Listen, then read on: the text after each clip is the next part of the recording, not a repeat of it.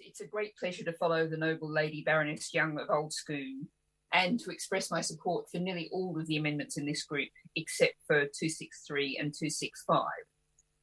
And I think we should start by acknowledging that this is yet one more sign that campaigning works.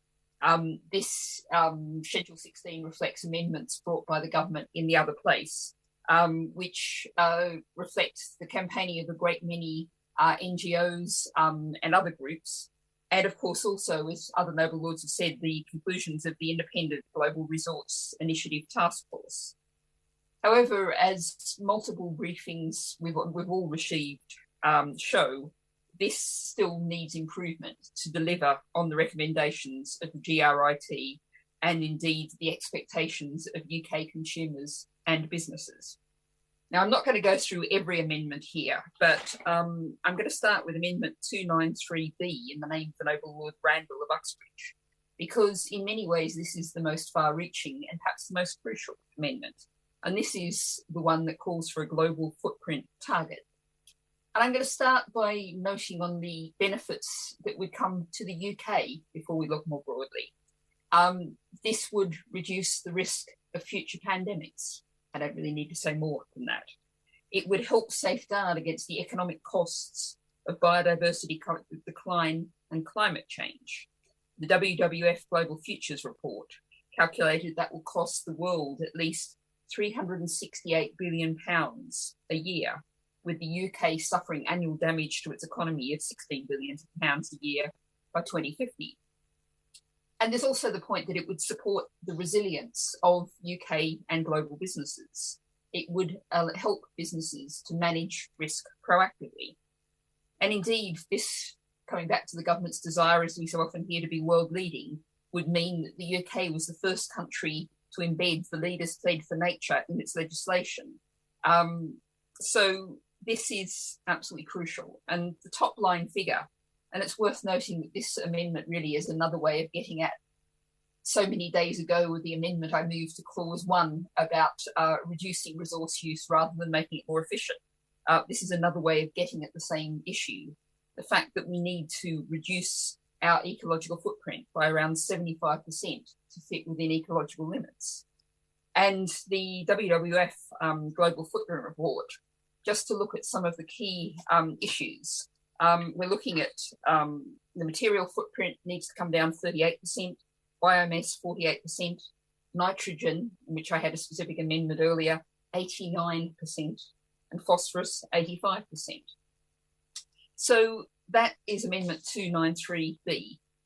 Coming back to the most basic one, the one I would surely suggest to the Noble Lord the Minister has to be adopted in some form, is Amendment 264A in the name of the Noble Lady Baroness Meacher.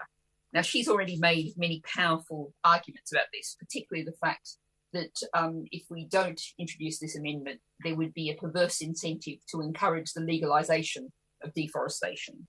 But again, I come to the point that currently UK businesses could also benefit from this. Currently, laws relating to land use, forests and commodity production are in many parts of the world numerous, uncertain, inconsistent, poorly implemented.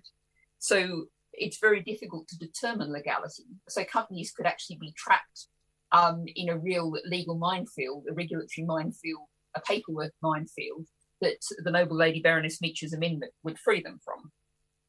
And of course, I have to make the point that there are 2.1 million hectares of natural vegetation that could be legally deforested within the 133 Brazilian municipalities that currently supply the UK with soya. Now, I come also to Amendment 264ZA in the name of the Noble Lady Baroness Jones of Whitchurch. And this calls for the recognition of customary land ownership and membership systems, and the fact that about 80% of Indigenous and community lands are held without legally recognised tenure rights, and the fact that we know where we have Indigenous and tribal territories, deforestation rates are significantly lower. So actually ensuring respect for customary tenure rights is an efficient, just and cost-effective way to reduce carbon emissions. And noble lords who've been reading their House magazine might know I have some recommendations for summer reading in there. I'd like to add an extra one to those, which is Imbolo Mubi's new second novel, How Beautiful We Were, which is set in a fictional African village and shows how that has been depleted by centuries of fossil fuel companies, forest exploitation, rubber plantations, going back to slavery. We really cannot allow this kind of relationship with the world to continue. I come now to Amendment 265A in the name of the noble Lady Baroness Parmenter. And I note that what we're doing here is a kind of reverse of what your Lordship's House achieved in the Financial Services Bill. After a lot of wrestling, we finally got a reference to climate, although not unfortunately biodiversity, into the finance bill. What we also need to do is get the recognition that the damage the financial sector does to the rest of the world, and we need to see finance in all of the bills in other ways. And that is something, there's so many figures here.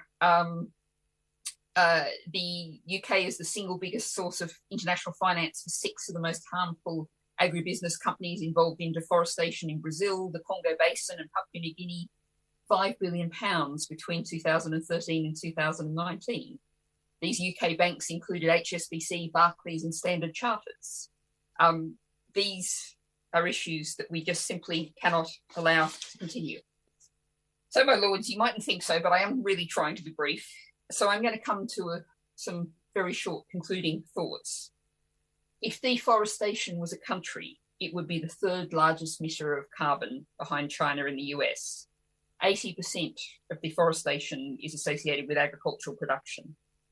Yet we had figures coming out this afternoon from 5 major UN agencies that shows that the number of people without access to healthy diets in the world has in the last year grown by 320 million. That's 2.37 billion people in total. 1/5 of the children under 5 in the world are stunted because of lack of access to the most basic resource of all, food. We have to stop wrecking other people's countries.